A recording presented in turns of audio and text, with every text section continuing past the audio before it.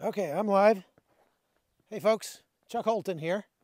I am in the biblical land of Judea and Samaria.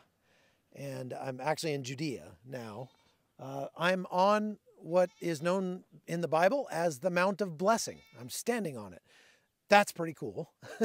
It's one of the coolest things about coming to the Holy Land, if you've never come here before, is that the Bible just comes alive. All these places that you've read about all your life, and you're here. You get to see them. And so I wanted to come do my YouTube live earlier today so that I could show you before it gets dark, because it's going to get dark very quickly here. I wanted you to be able to see what this looks like. Now, I'm just packing up from my live hit I just had to do on another network here. So I just give me just a second, and I'm going to pack this stuff up. And you just look at the Mount of Blessing out there, and hang on just a second.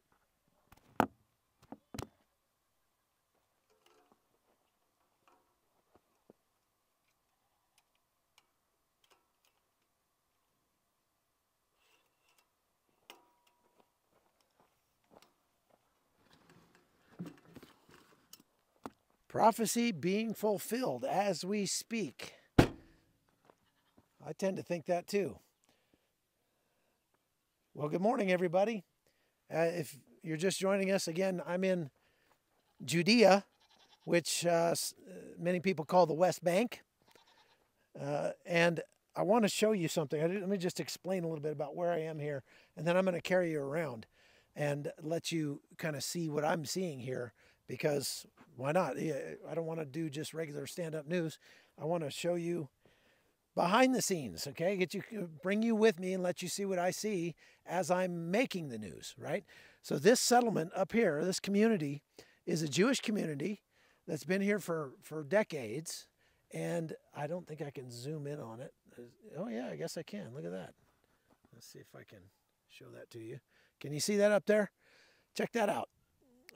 That's a Jewish community. There's about 200 communities like that in Judea and Samaria. And they are, obviously, Judea and Samaria, the West Bank, is an area that is full of Arabs.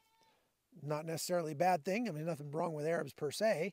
But a lot of these Arabs are pretty radical and very upset about Israel's foray into Gaza in response to 1,400 Jews and Israelis being murdered on October 7th. So suffice it to say, whatever percentage of the Arabs in these Arab communities, which are over here, if we look right over there, let's see if I can tilt this up. I need another hand here. There we go. There's an Arab community over there. And it goes even further over this way. If you see over there, there's an Arab community. And these Arab communities, whatever percentage of these people are radicalized, let's say. We don't know exactly, but let's just say a lot, because after the October 7th attacks, there were Hamas flags flying in those Arab communities right behind me. And they had big demonstrations in support of the terrorists who killed all those innocent Israelis and captured all of those people. So no condemnation whatsoever out of the West Bank, out of the Arab communities over there. Let's go look at this one back there.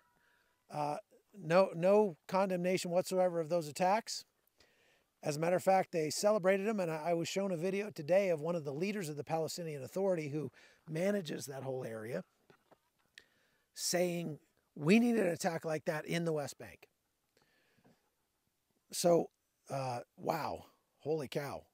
I mean, that's not cool. But I wanted to tell you a little bit about the place where I am today, because this is pretty cool. So I'm going to carry you around here. This might seem a little strange, but I think you're going to like this. I'm at a place called Hayovel.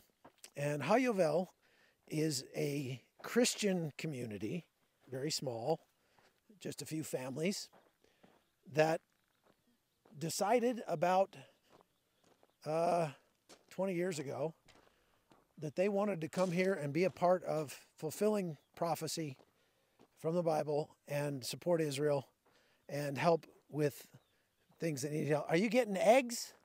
Can I see? So you haven't got any yet? Here, let's see. We're going to get eggs here. Wow. Cool. So what's your name again? Anava.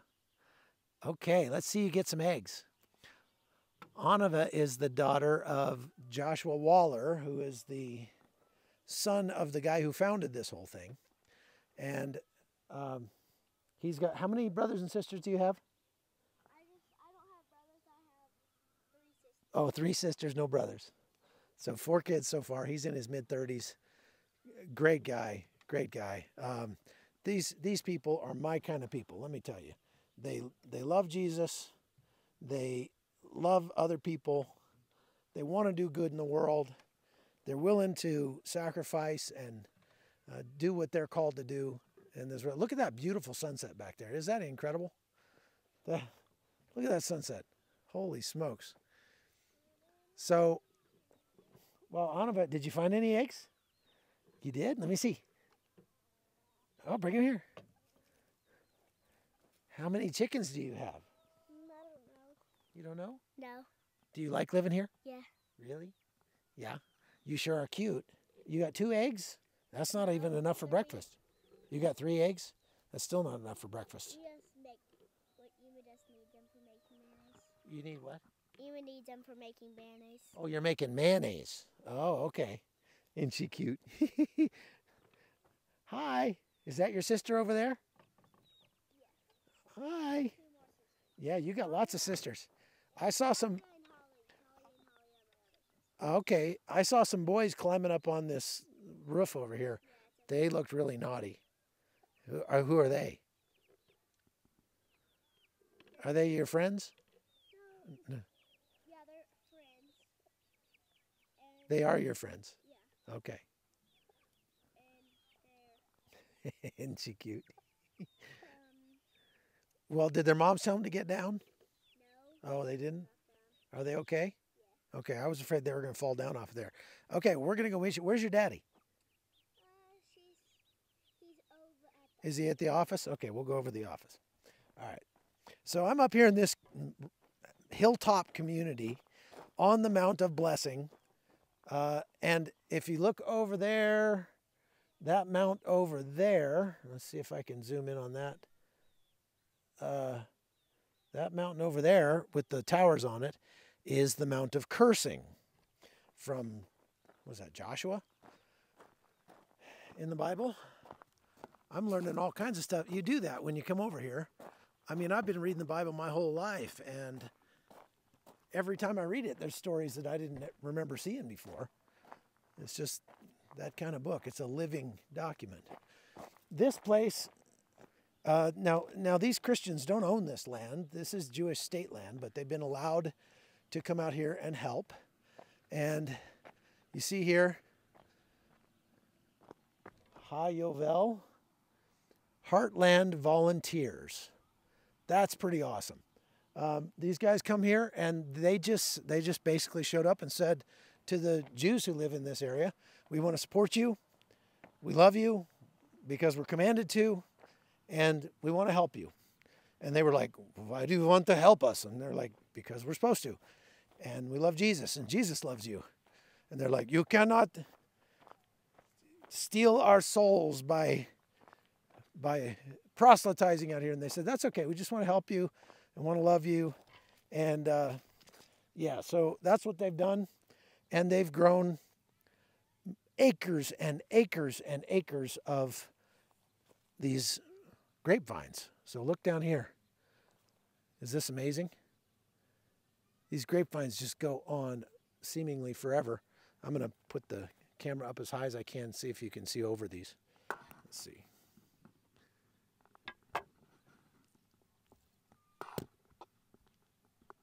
It's almost like a drone shot up there, isn't it? Yeah, I'm just holding the tripod up as high as I can. Look at that. Is this place beautiful or what? It's really amazing. Now, I want to take you over here before it gets dark, and I want to show you off the other direction because this is important for you to understand.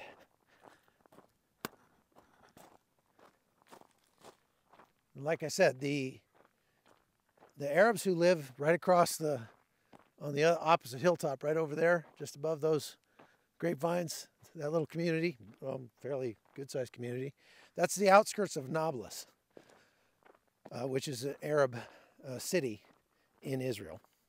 Now, I wanted to explain what I've learned in the last, so far today, being up here with these guys, about how all this works with the Palestinian Authority and with the West Bank and the settlements here. So like I said, there are about 500,000 Jews who live in Judea and Samaria. And these guys live in about 200 of these communities. All of the communities are surrounded by Arabs. And some percentage of those Arabs are unhappy people, let's say. They're just unhappy people, downright unhappy. And look at these cute kids. Hey, how's it going? You guys starting something on fire? No? Oh, okay. That's cool. You building stuff? Awesome. Okay. So there's about 200,000 settlers. Settler can be a pejorative, but really it's just I'm going to carry this a different way. Really, settler is, it's kind of what they are. But you realize from what I said, like I'm literally on the biblical Mount of Blessing, that this is biblical land. I mean, this is land that Jews have lived on since the time of Noah or Abraham, at least. Hey, thank you for let's see if I can read that. Any word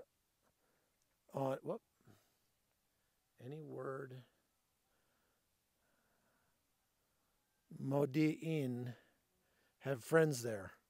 No, I don't have any word on that. I'm sorry. I will give you an update real quick on what I do know. The IDF has rescued one hostage at least. They found another girl who was taken from that music festival, and she was murdered, and they only found her skull. So her family's been notified. Horrible, horrible stuff. I'm trying to get down to the end of this road quick enough. Thank you for the super chats, folks. Virginia, very nice of you. God bless you. You guys can follow my reporting on the Hot Zone podcast, which is here on YouTube. And I do other things there, and I can answer more questions. It's kind of hard to answer questions on these ones because there's so many of them going by. They kind of pile up on top of each other. I'll try to answer a few as we go along if I can, but I want to get down here before the sun sets and show you this. It's absolutely beautiful. The IDF is making gains inside Gaza. Pretty big deal. They've made it like 3 miles in, so that's another mile further than they made it yesterday. Let's see if I can turn the camera around and let you see this guard tower here. Now, that's a beautiful picture right there, isn't it? Look at that.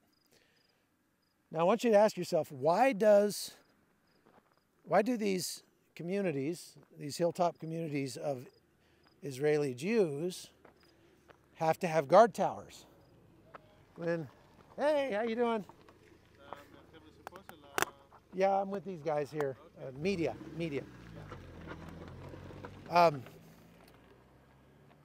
Those guys were IDF soldiers.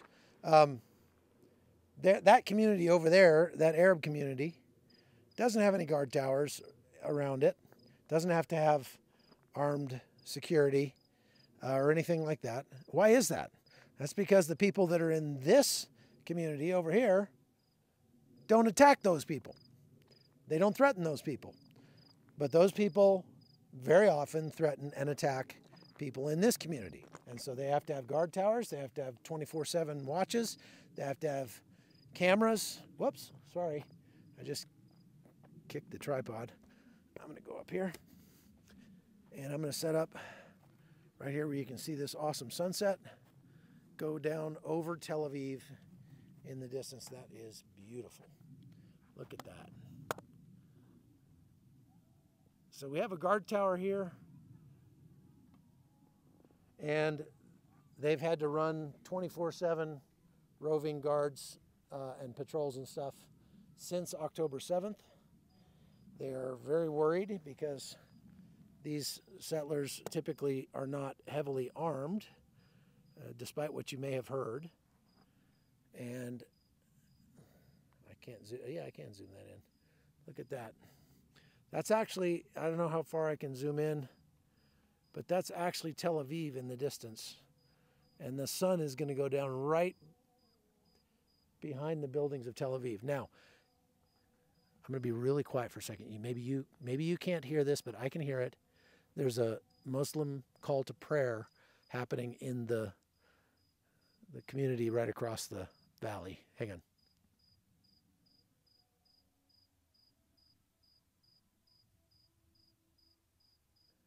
It was very faint from here, but I can hear the muezzin, the Muslim call to prayer, happening.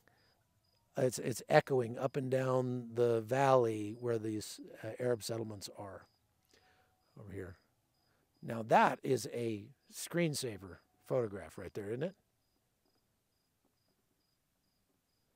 Now I hear gunfire back behind me, I think. Sounds like gunfire. Could be celebratory, you know, if they have a wedding. Arab cultures, they like to shoot their guns off whenever there's a wedding or something.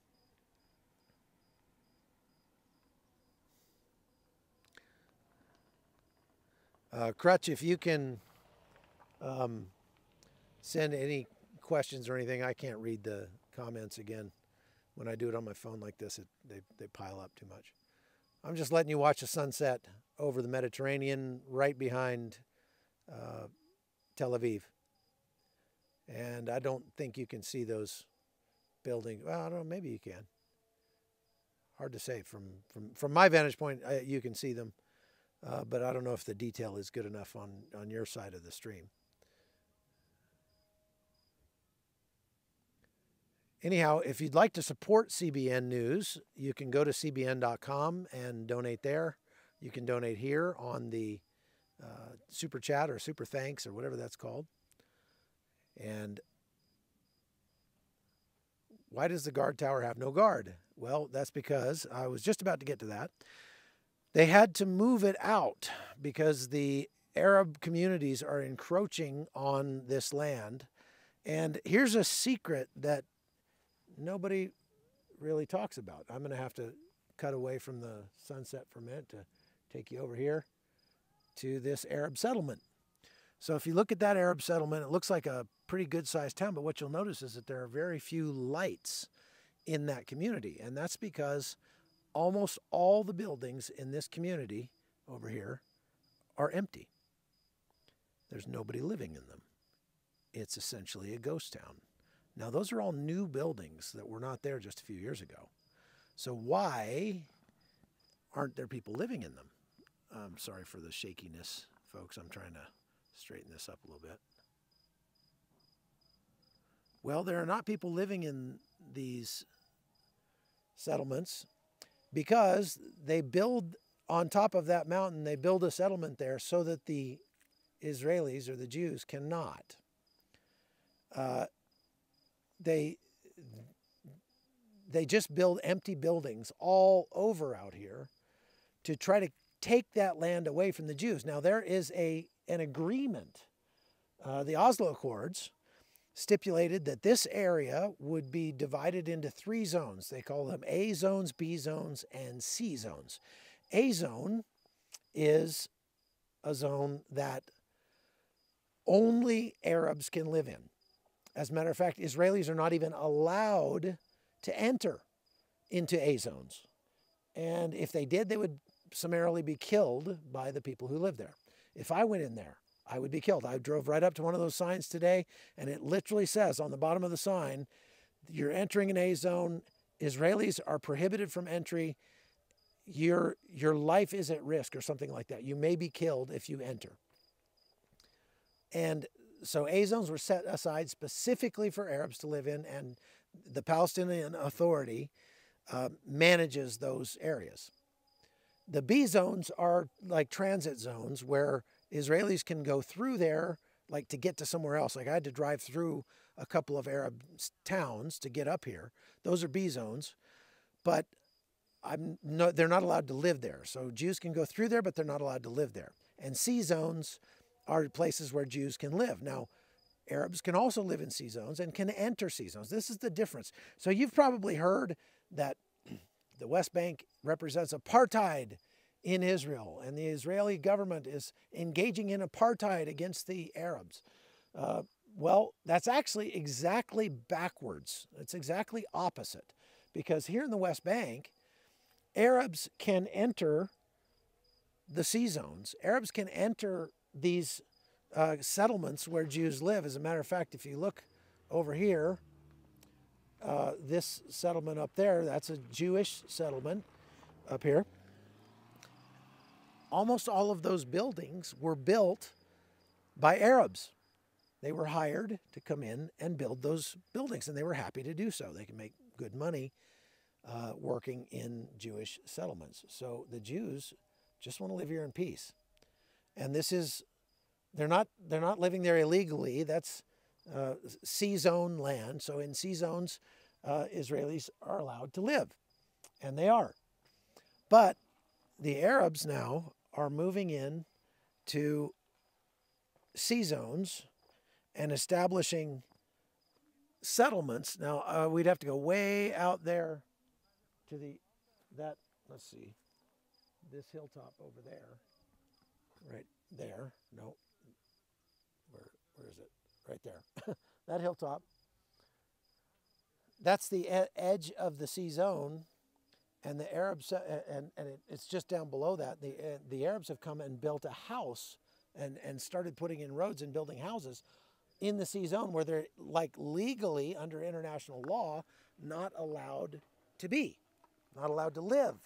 They can come in there and they can work in there and whatever, but they can't live in there. But yet they're building houses there and building roads there in order to keep the Israelis from being able to live there. And so obviously this is Arabs making illegal settlements in the C zones. Hey, how's it going, guys? So Arabs are making illegal settlements in the C zones where they're not supposed to live. But they're doing that to try to keep the Israelis from being able, or the Jews from being able to put houses in there. So when you hear about apartheid, it's actually just the opposite of apartheid. It is the Jews being limited in what they are allowed to do. So on that mountaintop I just pointed out right there, the Israelis have pushed out their guard post to the top of that down there. Now I can see it, but you probably can't. But there's a little concrete guard post that they've set up out on that hilltop, because that's literally right on the edge of the C zone. The problem is it's very close to the A zone. It's close enough that over across the way over here, you can kind of see that village down there maybe. Yeah, it's kind of hard to see, but because it's getting dark here. But that village, right, you can kind of see just over the hilltop there, kind of right there. That village is an Arab village, and it's very close to the edge of the C zone where the Jews can live. So they actually get shot at. The Israeli troops that are out here on patrol regularly get shot at from the Arab settlements. There are attacks, and if some of the people in that Arab-controlled area have their way, they will come in here at some point and murder that sweet little girl we just met. They've been literally calling for that. So this settlement that I'm in now is under threat. Now the settlement in Gaza that were around Gaza, the kibbutzim and the settlements down there that were attacked, the communities that were overrun by Hamas back on October 7th, they were supposedly protected by this giant wall and big fences and very high tech, passive measures to keep those guys out. And of course, those things turned out not to be that helpful when nobody's really watching them. But suffice it to say, they were overrun and murdered down there. Here, it would be much, much easier because A, there's a lot more people that are out there who could potentially be radicalized and be wanting to come in here and kill the settlers. B, there's no wall, there's no fence, there's nothing. They could just walk over here. And these settlers are not heavily armed. They haven't been allowed to be heavily armed. I guess the government of Israel didn't want to give the wrong impression or something. And so now they're starting to arm up. These West Bank communities are being armed much faster than the rest of the, they've had, last I heard, more than 100,000 people apply for a gun permit. Better late than never, I suppose, right? But what they tell me is that these Arab communities are fully armed. They're armed to the teeth, and they hear them shooting when they have weddings and things like that. And they do take pot shots over here from time to time. So they can't afford to have the watchtower here anymore, right here where I'm standing, because they have to push that envelope out. Otherwise, the Arabs are going to come build houses right up to this guard tower. So they've got to occupy this land or else the Arabs are going to come take it. And unfortunately, like I say, the difference between the two groups is that if an Arab comes into a settlement here, one of these communities that's occupied by Jews, nothing's going to happen to him. They might give him a job. They're not going to let him live there, but he can come in. Now, he's going to have to go through a security check to get into this C-zone if he comes in a legal way, because they've had too many problems with them coming in and stabbing people and shooting people and blowing people up. So they have to go through something like airport security to get in here. And I guess that's reasonable considering the history that they have. But they are allowed to come in and they go back home. An Israeli cannot go into those Arab communities or he will die, just like that. The guy that is my host here, Joshua Waller, told me that in February of this year, 2 of his friends were killed driving through one of the B areas, the transit areas, where Arabs and Jews both can exist. They were just driving through there and they were shot and killed. I drove through that same spot today, and that just kind of goes to show you who's really at risk here. Now, the most mind-boggling thing about this is that he tells me that Joe Biden wants so badly for a two-state solution. A two-state solution means that the Arabs would be given control over this entire area of biblical Judea and Samaria that's got a tremendous history. It's got a tremendous biblical history with the Jews. You could just name off, starting with Abraham, you could just name off biblical characters who lived or came through this area, including Jesus himself. And it's pretty impossible to say that this hasn't traditionally been or historically been Jewish land.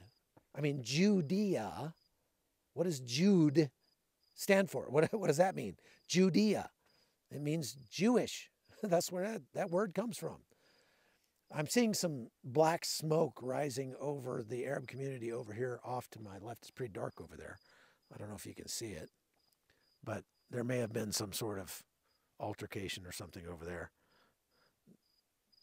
If you can see the lights on that mountaintop over there, that's the Mount of Cursing. And I'm standing on the Mount of Blessing, which to me is pretty cool. Pretty amazing to be able to just be here, and the Bible just comes alive. One of the things you probably can't see or couldn't have seen maybe in the daytime, the whole side of this hill below the Arab settlement over there, and actually much of this out in front of me here, these lines of rocks, these are ancient ruins. There was a community here going all the way back to Joshua. They say this is probably from the time of Joshua. And nothing out here has been studied, archaeologically excavated or anything like that, because there's just so much of it. They can't even get to it. They know where the important things are. Joshua had an altar. Joshua's altar is built over there on the Mount of Cursing, and the Arabs were going to try and bulldoze it until they brought the IDF in to protect it. That was just a couple months ago. But all of these stone walls and stuff, these were here for thousands of years. And these were all Jewish communities here. Now, I'm going to take you back into the community here because it's getting dark and I probably shouldn't be hanging around out here. They did say that there is trouble with snipers from the Arab communities from time to time. Let's make this a little shorter.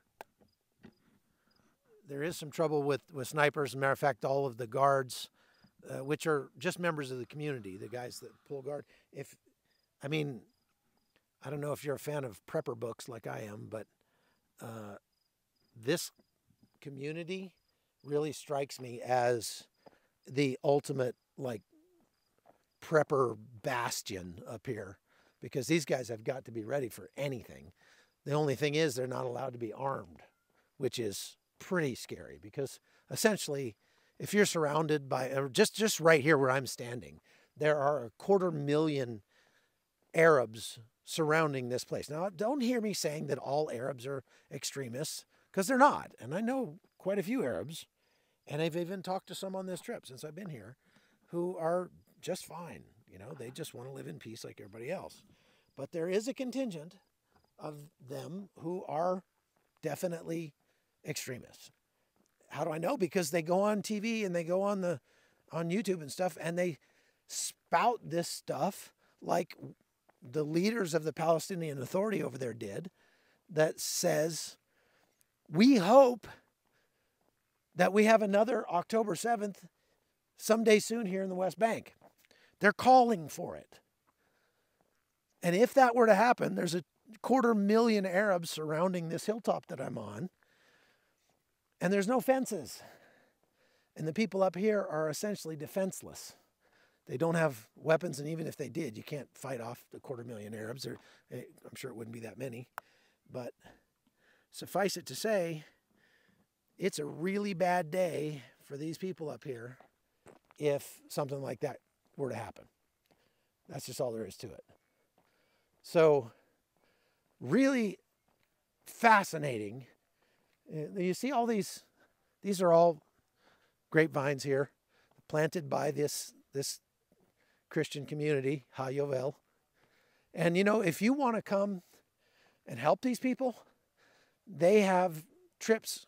They bring in people all the time who come in here and they stay for a week or a month or a year. They have housing here for them, and they go help farmers all around Israel, not just here in Judea where I am. They go help farmers all around Israel do their planting, do their harvesting.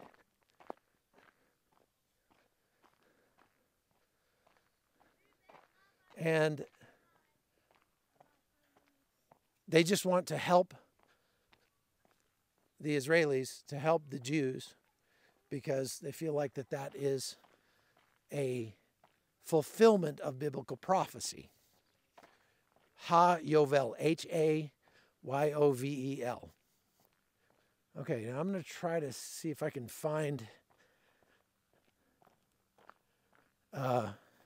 Joshua Waller and maybe have him explain it a little better to you here in just a moment. So they have a great little community here, lots of kids. They have about 75 people, and 25 of them are adults, the rest are kids. Hey, where's Joshua? I think he's still on a call. Is he? Yeah. Uh, I can go take a look, though. He's in his office. how about his dad? What? How about his dad?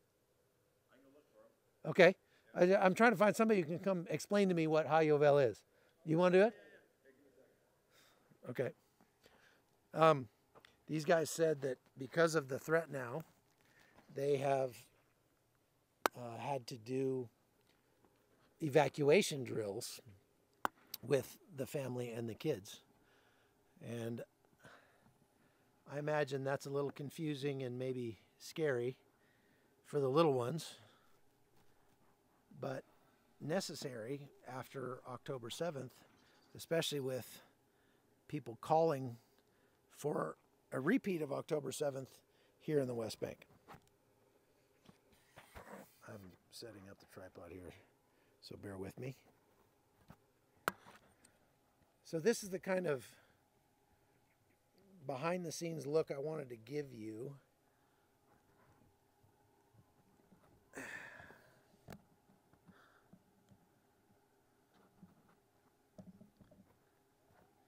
Because I wanted to, for those of you who are interested, obviously if you're on this call, you're interested. Who's that? All right, that'll work. Brett, come on over here. Let's turn this. Whoa, too bright, too bright. Hang on a second. Let me turn that down.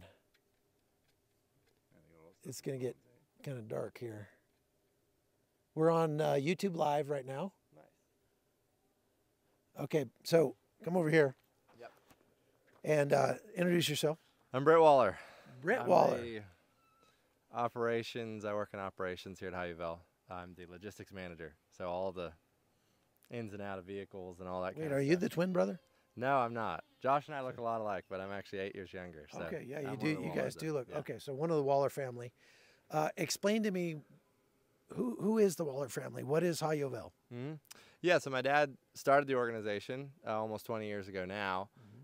Made his first trip here to Israel during the middle of the Second Intifada. So there was a lot of unrest going on in the area, and just saw a big need in these areas, especially that the people living here are completely alone in a worldview, I guess you could say. And in a very hostile place. It's yeah, a non-permissive exactly. environment, Yeah, like yeah. by definition. Right. And the other big thing for my dad was he came here, and in the middle of all this political kind of turmoil and this and that, people taking sides, in the middle of all this, there's things happening, like actually back here behind us, you can see some vines that were prophesied about by Jeremiah. In Jeremiah, it says, you shall yet plant vines on the mountains of Samaria. And that's where we're at right now, is in Samaria, and this has not happened since the time of Jeremiah. So you guys are like, here's our chance to fulfill prophecy. Yeah. Maybe we'll get in the next chapter. That's right. So we were actually at the time farmers in the States. And so my dad just really kind of grabbed hold of that, of the agricultural kind of redemption that's happening here in Israel. And so that was really what connected him. And the guy at the farmers here said, hey, we need help. A lot of these guys were just starting out. The vineyard's actually here. The soil scientists and stuff said nothing's going to grow there. Don't waste your time. But the Jewish guys that were planting said, well, the prophet said that there's going to be vineyards here. Let's try it out. And actually the grapes from these vines are winning world-class wine stuff all over the world. How about that? So definitely a little bit more than just, actually the scientists came back later and said, well, there was actually more to it that we weren't thinking about, but definitely a God thing for these very productive fruits to come out of the ground of rock, just plain rock everywhere. That's amazing. So if people wanted to join you in that and come help you, how do they do that? Our organization is Hayovel, or serveisrael.com is the easiest way to check us out. We work in all of the agriculture, from sheep and vineyards and olives and everything all throughout Judea and Samaria, which is this area of Israel is the heartland, we like to call it. It's where 85% of the Bible happened. And this is also the area that you see the toughest, the most political focused. So you have a lot of different things going on of political, biblical, all this stuff. And I think that that's actually makes a lot of sense. You know, the spots where there's a lot of biblical significance, there's also a huge battle for it today. A lot of spiritual warfare here. Yeah. No Oh, question. Yeah. No question about that. So you guys have been here for about 20 years, right? Yeah. And there's what, 3, 4, 5 families or something? Yeah, yeah, it's much more than a Waller family thing now. There's a lot of different families and stuff on staff, a lot of young people coming through. So yeah, That's great. And how many people you have come through here every year? Do you know? oh, we have between 300 to 500 volunteers coming through every year. That's yeah. a lot. Yeah. Wow. Yeah. So now, with the war on, you guys have sort of pivoted a little bit. Yeah. Tell me about that. Yeah, so we never really were involved a whole lot in security. I mean, we'd helped out different things here and there. A farm needed, help with night shift or something, we'd send some volunteers. But then all of a sudden the war happened, and because of being here for so long, we're actually the only Christian organization based in this area. And so because of that, being American and being connected here, we've over the years hosted a lot of political figures, senators, congressmen, a lot of people from the States have stopped by here to just see what's going on. A lot of different people have connected. So in the middle of all this, all of a sudden we became a link kind of to the United States State Department, to the Christian world, connecting to particularly here. And then again, just seeing a huge need that in these areas, most of the husbands, fathers, sons are off to the borders. Right. And the manpower in a lot of these areas is pretty low. So I mean, dealing with the farms, it's harvest season for a lot of things. Yeah. And almost everybody's been called up to the army. So there's nobody to harvest the crops. What's going to happen? Yeah. So most of the agricultural stuff in this area, because it's different seasons, different places. Most of the agriculture here, we were actually able to take in right before this stuff started. Oh wow. So literally right when it started. Down in the south, there is more of that harvest stuff coming in, tomatoes and stuff like that coming in now. But in these areas, I feel like the biggest need is you have several million Palestinians that when the stuff's happening down in Gaza, they're all passing out candies, flying Hamas flags. And You've seen it. Yeah, just literally right here, half mile from here, They were flying Hamas flags. flying Hamas flags in the streets. And so a lot of the people in these areas just feeling very like, okay, what's going to happen here? Yeah, I got a alert on my phone today from the U.S. State Department saying anybody in Judea and Samaria that's American should pull your people out right now and evacuate. Yeah. Are you guys evacuating? No. I think for us, on the contrary, I think growing up, we always saw the Corrie ten Booms, the people like that actually stood up and said, I think even in Christianity, a lot of people are seeing that the Jewish people, God still has a plan with them. He brought them back to their land. There's so many of these prophecies and things that are happening. And that's for us, I think, an honor. I always read all the books growing up about, the Corrie ten Booms, the Dietrich Bonhoeffers, these kind of people in Nazi Germany, and said, man, if I could have lived in that time. But I think that we're living in a time like that right now. And I think it's time for Christianity, the whole Christian church, especially those in America, to actually not just say, hey, we support Israel and fly a flag or something, but actually do something, And if you can't come here, if you're not actually connected, with doing something here, at least give, at least. So you guys got a list from the local settlements that say, or communities here, that saying we need like $29 million worth of stuff to protect ourselves. Right. Because it's like, this is like the ultimate prepper community up here, man. It's like, because that zombie apocalypse, and the zombies are coming. So they need body armor. They need night vision. They need drones, thermal scopes, stuff like that to protect themselves up here.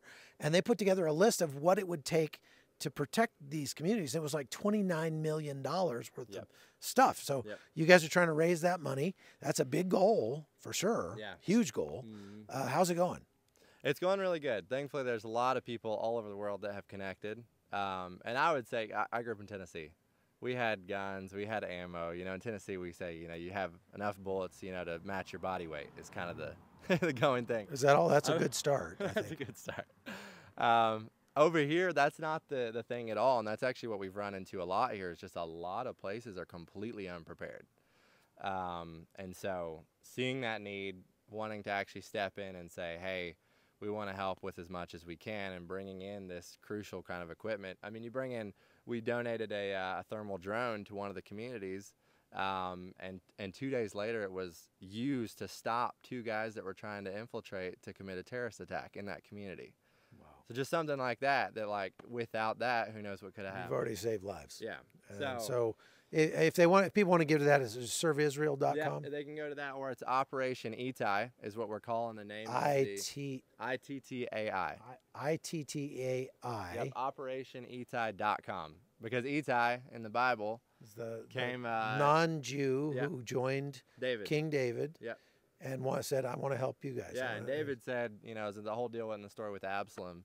David said, hey, stay, you just came a few days ago. And he basically said, no, wherever you go, I'll go, similar to the Ruth story. And he was a fighter. And then like a few days later, you see David, putting him in command of a third of his troops. So we see that as a challenge for us today as Christians to actually get involved, stand with David, stand with the Jewish people. Operation Itai, ITTAI. Yep. Okay. Well, folks, if you want to follow more of the reporting I'm doing, you can go to my Hot Zone channel, the Hot Zone, over here on YouTube. It's just the Hot Zone podcast. And you can contact me directly if you want, hotzonholton@gmail.com. You can give to serveisrael.com. Yep. And if you want to support CBN News and the reporting that we're bringing to you, you can go to cbn.com and do that. You can also follow all of my content, not just what I do for CBN, but my writing, you've read some of my books, or one of them, yep. at least. Yeah. Good stuff. Yeah, it's good if you have trouble sleeping. That's right. You can go to chuckholton.locals.com and can find my documentaries and everything else over there. So we got to go because I got more work to do, but God bless you. Thank you very much. Hey, we're going to pray for you guys. Yeah. And we're going to pray for Israel right now. Lord Jesus, we just thank you so much for giving us an opportunity to come up and meet these fine people. We pray for Hayovel and for the families who live here, especially these precious, precious little children, that you would put your loving arms around them, you would protect them, you would send your angels to camp around them, Lord, and rescue them and keep them from harm. Father, I pray that the love that they show to the Jews and to the Arabs around them would be so powerful that it would conquer the hate that's surrounding them here and would make people want what they have. Would want the peace that they have, would want the love that they have for one another. And Lord, I pray that you would bring peace to this land. I pray that you'd raise up people to support Israel and to support these people in Judea and Samaria, to give and to come and to contribute in many ways. And we know, Lord, that you have a plan for this area, and we just submit ourselves to that plan, Lord. We are anxious to watch you work out your plan and be glorified in whatever we do. In Jesus' name, amen. Amen. All right. Thank you, brother. I appreciate it. Yeah, thanks very Any much. last words you want to say to our audience? Stand with Israel. Now's the time to stand with Israel more than ever. Do something. You can do something in your local community, or give, or come, or do whatever. Get connected. Stand with Israel. Now's the time. All right. Thank you, folks. God bless you. Take care. We'll see you next time.